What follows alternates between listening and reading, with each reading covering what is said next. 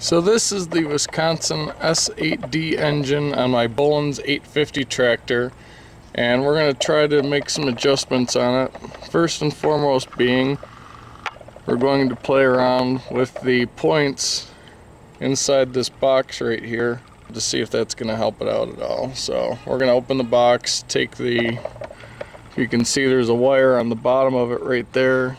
That's the wire that goes to the coil that actually makes it fire when the points close.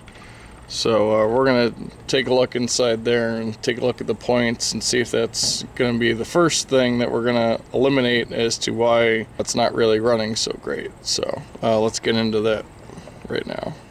Alright, so the first thing we're going to want to do is loosen up this nut down here and take off this wire which goes to the distributor.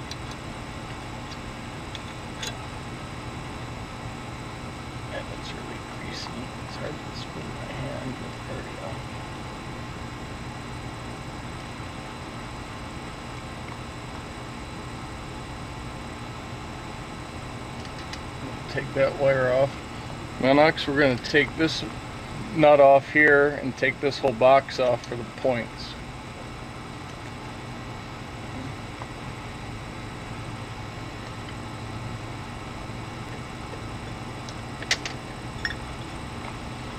And there we go, there's the points inside there. So here's a look at the points in the condenser. As you can see here, this is the condenser right here. And these are the points right up here that open and close based on where the engine moves and turns to, and when they make or break a connection, it sends the signal to the coil to make it fire, so the spark plug fires. So adjusting these points here and when they open and close basically sets the timing on the engine and whether the spark is advanced or retarded based on the position of the piston in the compression cycle. So we're going to have to take a look at the other side of the engine where the actual timing mark is.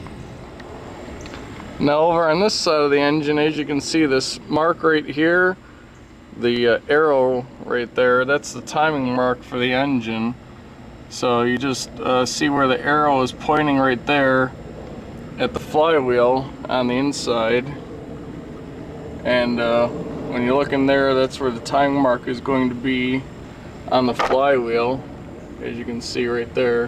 When it lines up with that arrow, that means it's at top dead center. So that happens twice in a complete cycle, and the second time it happens is on the compression stroke just before the spark plug is about to fire. So that's when you want it to come around, and that's when the breaker point should be opening.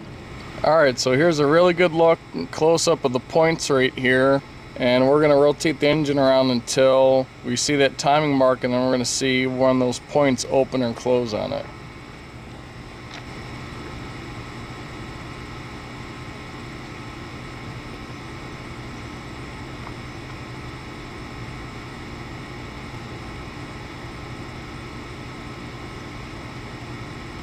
There, I know it's probably still hard to see, but the points right in here are definitely open right now, where the engine is in the compression cycle right now, and they do look pretty good. I'm just going to take a real light piece of sandpaper and just stick it inside of there and work it in between the points just to rub down any high or low spots that there might be on it or whatever. But otherwise the points actually look pretty decent, so I don't know as if that's really a problem. I don't know if somebody's actually replaced them or not. They actually look pretty decent. Either that or maybe it hasn't been run that much and the points are still in pretty good shape. But I'm going to try to clean them up and adjust them according to the specs in the Wisconsin engine manual. But so I'm just going to rub them up a little bit right now with some sandpaper, and then we'll get on to the adjustment procedure next. Alright, so we've cleaned up the breakers points a little bit. They will open like that by hand, and you can see, look inside there to see what they look like. They're pretty clean. I just lightly sanded them a little bit. Don't want to grind them down too much because then you got to replace them. I don't see any major high spots or pitting or anything on them. They look pretty decent, so I'm just going to leave them the way they are. So now it's time to adjust it. So we're going to rotate the engine around until they just open right there. So they're just open to where they should be. Now we just need to take a screwdriver and loosen this nut up right here, which will adjust where these breaker points are, and then you can adjust it from there. So first I need a small little screwdriver. So we're going to put the screwdriver in there, and we're going to turn it just a little bit to loosen it up. There you go. Just enough there to keep it loose. Get a bigger look here. See this terminal right here? We're going to connect one end of a testing light, or in this case we have a voltmeter that we're going to try using, because that should work. So this is where you would attach your connector to, and then the other end, ground, is going to go to ground, obviously. So in any event, if you're doing this with a voltmeter, we'll just give you the display here so you can see it. Right now we've got no voltage when we touch it here, but then when we move the points that they're open, if you notice, now I get some signal coming through here. Not a lot, but we've got like about 0.2 to 0.3 volts. Your mileage may vary. And then when the points close, you get absolutely nothing. So that's what we're looking for ideally right there. So now it says we need to move the adjusting screw and adjust it so that the points close and that the light is on. Then we need to adjust it just very slightly so that the light just goes out, and then retain this position and securely tighten the lock screw. Alright, let's see if we can get in and get a closer look at this. Alright, so this is the adjusting screw right here. These are the points. Right now they're closed and the adjusting screw is loose. When we check the power, we got no power, which would mean that the timing light is on, which I know sounds bass-ackwards, but according to the manual, that's what it says. Now we're going to adjust it just enough so that the timing light goes out, which means that we would get power to the coil terminal down here. So we're going to do that now. Just going to move it just enough here.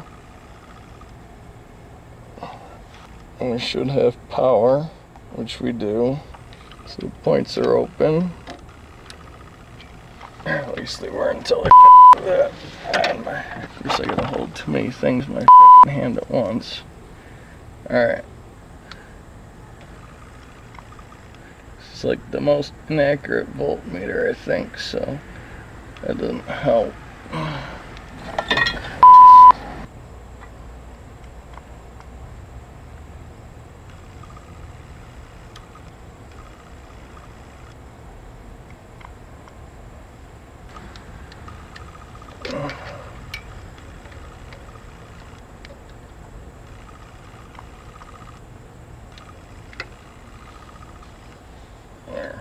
That could be good there. I got a signal right now. Whatever. This is probably as close as I can get it. I mean, you can see the points are open right now anyways, so that should be good. So in any event, as a final check, turn the flywheel counterclockwise until timing light is on, then slowly rotate it clockwise and stop it immediately when the light goes out. At this point, the flywheel timing mark should line up with the timing pointer on the flywheel housing. So that's what we're going to do now. On here. Alright, so right now it's closed. That would mean the timing light is on all the time. So now we're going to rotate it the other way.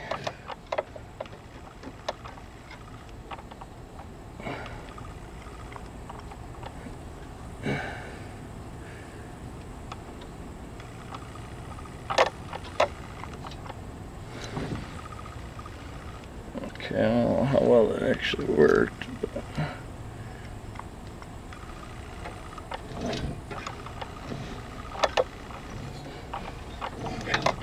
alright, in. Alright, we just got a number on the voltmeter, so the point's just open. Now let's go check out the timing mark on the other side and see where that is.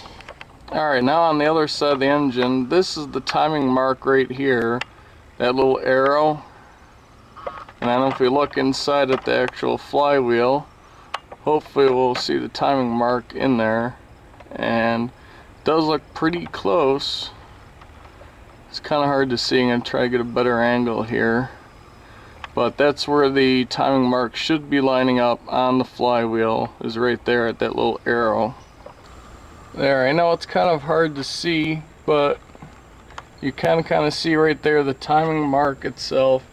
That's the timing mark right there. If you can kind of see it, the flywheel's a little dirty, but that's the timing mark right there, and it is exactly right in line with that arrow there. So this thing should be an exact perfect timing right now. So I guess we're going to fire it up and see how it goes. Before we do that though, we have one other adjustment we're going to make. The only other adjustment I'm going to make right now is adjusting this right here, which is the main jet adjustment on the carburetor. According to the instructions right here, for the main jet adjustment, the carburetor main jet adjustment should be opened approximately 2 full turns from its seat for models S8D and models S8D. So basically you turn it in entirely until it closes and then back it out 2 turns for an initial adjustment. After it warms up, you can adjust it a little bit more. So that should be its good initial adjustment right there. So let's start it up and see how it runs.